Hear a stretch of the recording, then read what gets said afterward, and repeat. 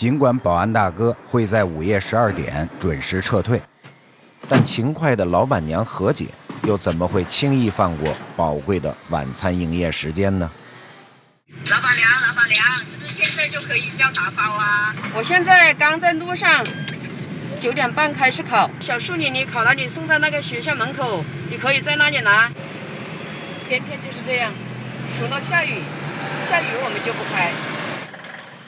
你无法在任何一家外卖平台的地图上找到这片断头路上的小树林，但本片区每一位资深骑手都明白，这里才是今晚宝安区最火爆的出餐点。可以打包，不能堂食。差不多了吧？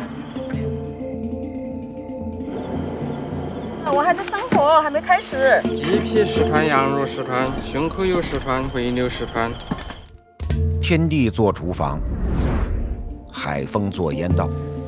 这个游击式的烧烤摊有着自己与城市相处的原则和底线，他们像风一样掠过城市里最刁钻的犄角旮旯，却不给这里留下一滴油污。现在下单，那应该可能要到11点了，我前面有10个单。那你等放哪儿？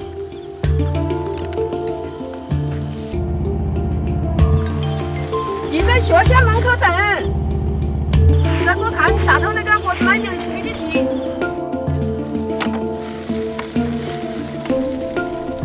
与此同时，在河对岸的老地方，不甘心吃外卖的食客们早在翘首以盼。多久啊，老板娘？子夜一到，大部队浩浩荡荡开出小树林。